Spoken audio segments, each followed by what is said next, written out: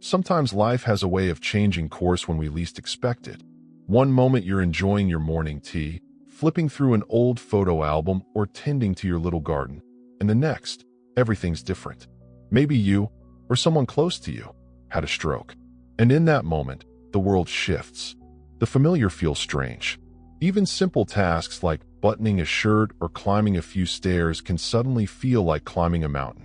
If you're watching this today, maybe you're in the middle of that change, or just beginning to find your footing after it. Maybe you've come a long way already, or maybe you're still figuring out where to begin. Either way, I want you to know you're not alone.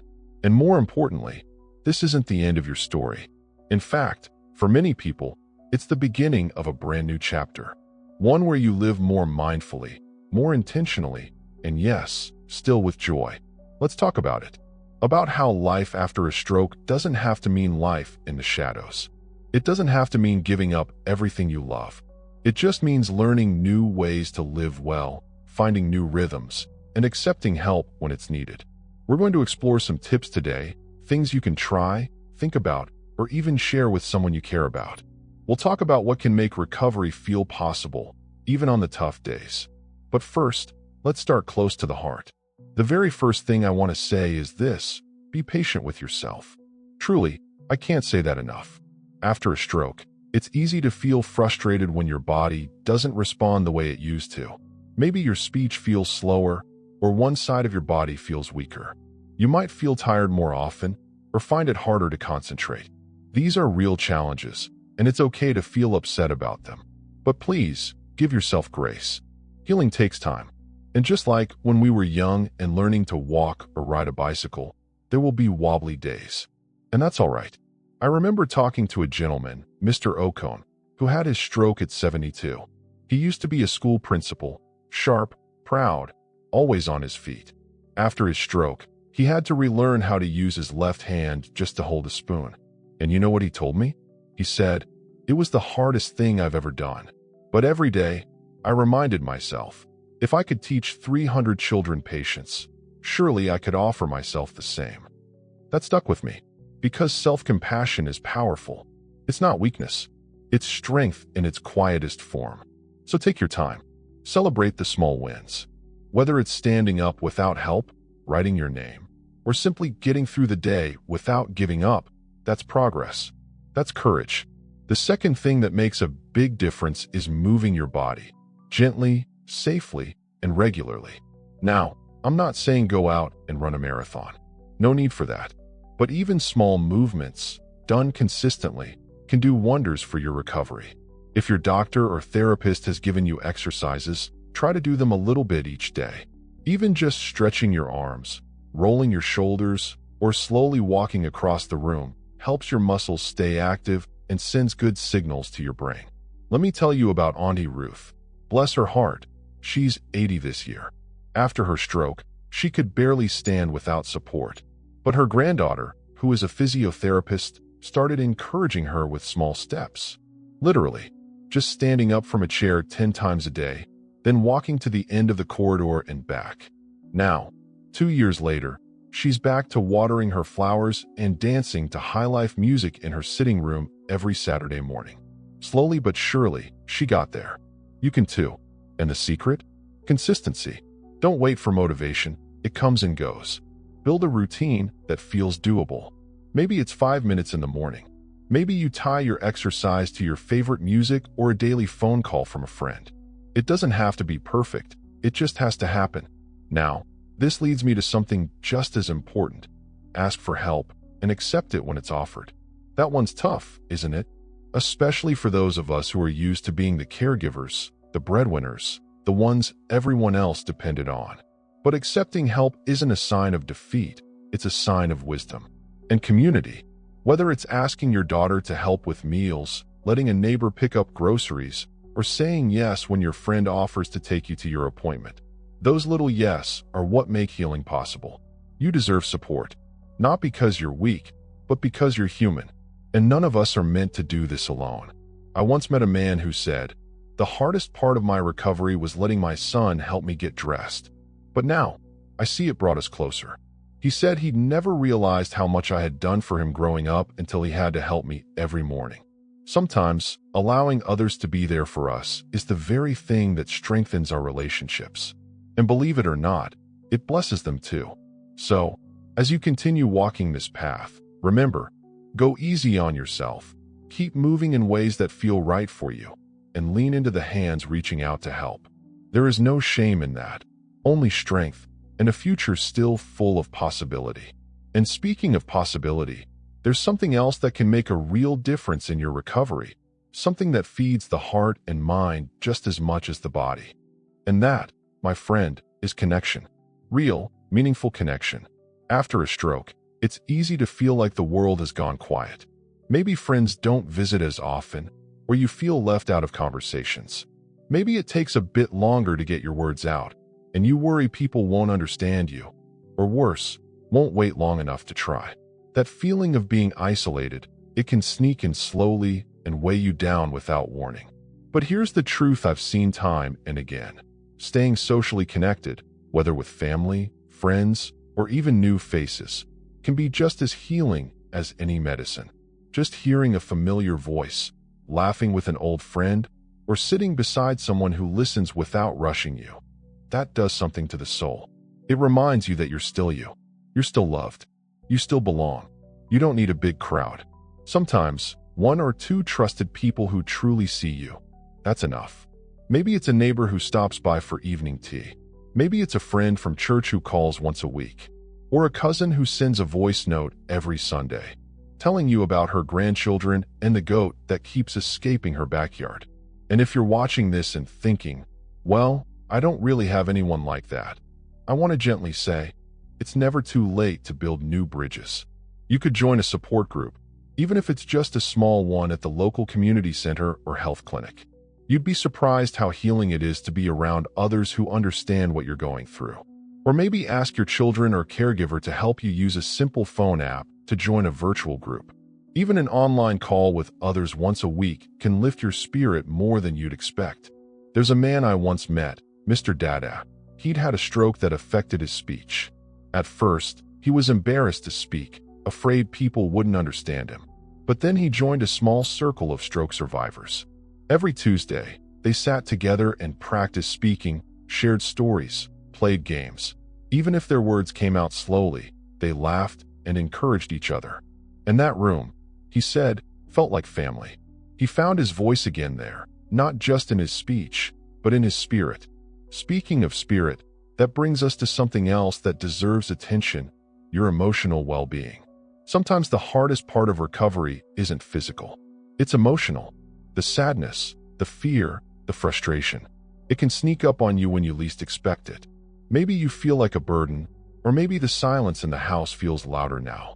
It's okay to feel those things. You've been through a lot.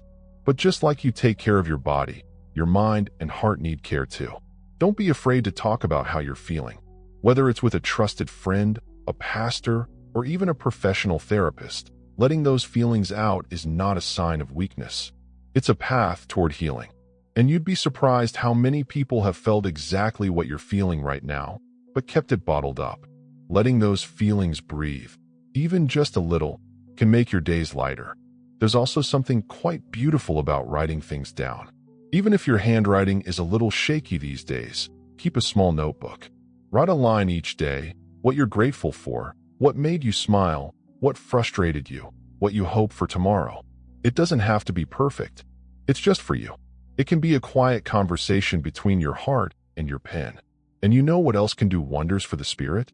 Music. Music. The way one old tune can carry you back to your youth, to your wedding day, to that roadside party where you danced barefoot in the dust. Let music fill your room, even if your body isn't ready to dance just yet. Let it awaken something in you. Because joy isn't only found in what you can do, it's also in what you can feel, remember, and cherish. And if your faith is important to you, lean on it now. Whether you pray, meditate, or simply sit in quiet reflection, those moments of peace can be deeply restorative. Sometimes, when the world feels uncertain, the one thing that steadies us is our sense of purpose, our belief that we are still here for a reason. Because you are still here for a reason. You still have something to give. You still have stories to share, wisdom to offer, kindness to show. You may not move as fast as before, but the light inside you hasn't dimmed. If anything, it shines more gently now, with experience, with understanding, with grace. So don't let the world convince you that your best days are behind you. Some of your most meaningful days might be right in front of you, quieter, perhaps, but no less valuable. And that brings me to something we don't talk about enough: how small daily habits, even simple ones, can help you regain control and bring structure back into your life. Because after something as life-altering as a stroke, routine becomes more than just habit, it becomes healing. When everything in your body and mind feels unpredictable, having a few steady things in your day can bring back a sense of control. And control, even in small doses, is powerful. I once spoke to a woman named Mama Isioma. She had her stroke at 68. Before then, she was the neighborhood superwoman, as everyone called her. She baked, gardened, cared for her grandkids, and never seemed to rest. But after her stroke, everything changed. At first, she said the days all blurred together. Morning, afternoon, evening, it was just waiting. Waiting to get better. Waiting to feel normal again. Then one day, she decided to create a new kind of day. She wrote out a little schedule with her son's help. Morning stretches, prayer and journaling, breakfast, some music, maybe a short walk or a call with a friend. Bit by bit, she built a new rhythm. And she told me something I'll never forget. Once I started moving through my days with purpose again, I stopped feeling lost. You don't need to fill your day with tasks or force yourself to be busy. Just start small. Maybe it's brushing your teeth at the same time each morning, or sitting by the window with your tea, or putting on a fresh shirt, even if you're not going anywhere. These little actions remind your brain, I'm still here. I still matter. My day still has meaning. And speaking of meaning, don't forget to do things that make you happy. Yes, happy. Even after a stroke, joy isn't off limits. You're still allowed to laugh, to smile, to enjoy things. In fact, you need those things now more than ever. Maybe you've always loved painting, even if now your hands don't move the same way. Try it anyway. Try it with your non-dominant hand. Let it be messy and fun. Or maybe you enjoy listening to nature sounds. Open a window and listen to the birds. Maybe you always wanted to learn something new, like how to crochet or use that smartphone your grandson keeps bugging you about. Why not? There's a quiet strength in choosing joy even when life looks different. Joy isn't always loud or grand. It can be soft, simple, steady, like the scent of soup on the stove, or the sound of children playing outside, or the warmth of someone holding your hand for a little longer than necessary. And let's not forget food. Oh yes, food. Recovery after a stroke isn't just about therapy and rest. It's also about nourishing your body. Eating well can make a real difference. But that doesn't mean boring or tasteless meals. Think colorful fruits, vegetables, and heart-friendly options. And if you've been told to reduce salt or sugar, try using herbs and spices to bring out flavor. A dash of ginger, a sprinkle of thyme. These things don't just feed the body, they feed the senses. Even drinking enough water makes a difference. You'd be surprised how often fatigue or dizziness is just your body saying, "Hey, I need a sip." Keep a bottle nearby. Sip throughout the day. Treat your body kindly. It's working hard to recover, even if you can't always feel it. And please, if swallowing has become difficult, which happens sometimes after a stroke, don't suffer in silence. Tell your doctor or therapist. There are gentle techniques and food modifications that can help. Eating should still be a pleasure, not a struggle. Now, I want to say something important. Every stroke is different. Some people bounce back quickly, others take more time. Some regain full movement, others adjust to new ways of doing things. There's no one right way to recover, and there's no shame in needing longer or doing things differently than before. Maybe you now use a cane or a walker. That's okay. It doesn't make you any less strong. Maybe you need help with dressing, bathing, or writing. That's okay too. You're still you. Your value hasn't changed. Your dignity is still yours. Don't let anyone, including that little voice in your head, tell you otherwise. And I want to speak especially to those of you who are caregivers watching this alongside a loved one. You matter deeply in this journey. Your patience, your love, your quiet sacrifices, they don't go unnoticed. Just remember to care for yourself too. Take breaks, rest when you can, and talk to someone when the weight gets heavy.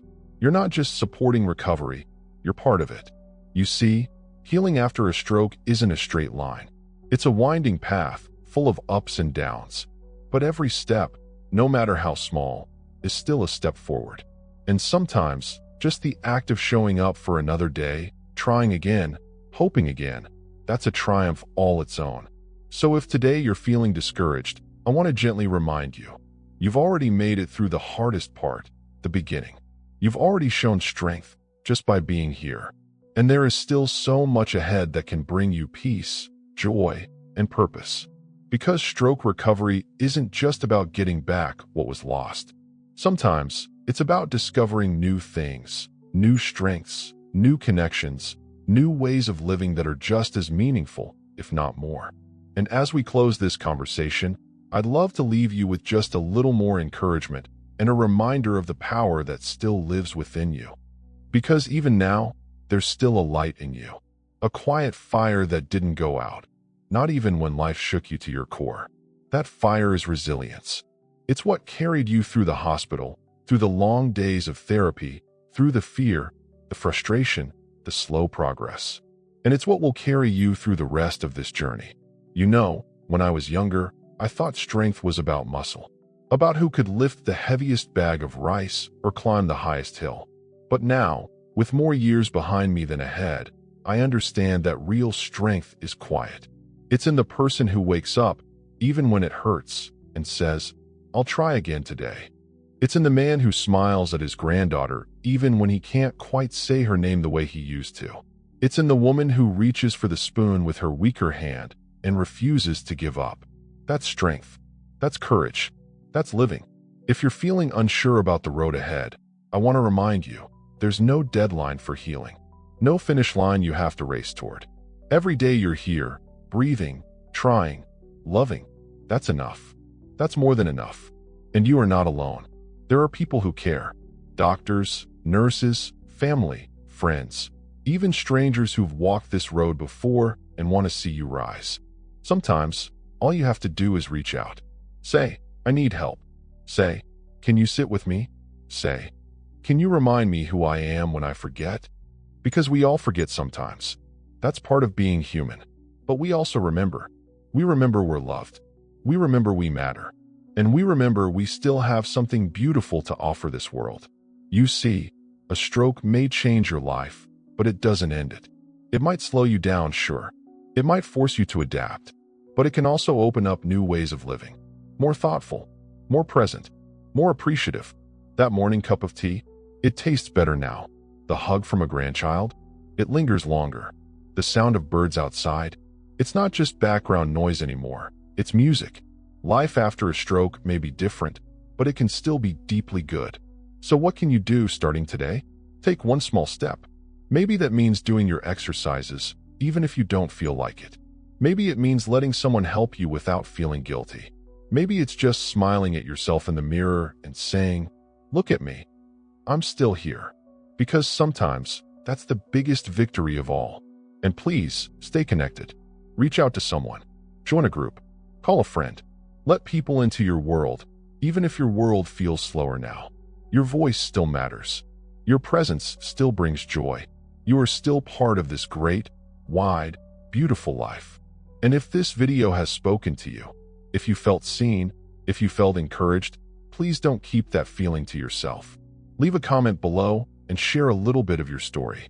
You never know who might read it and find hope in your words.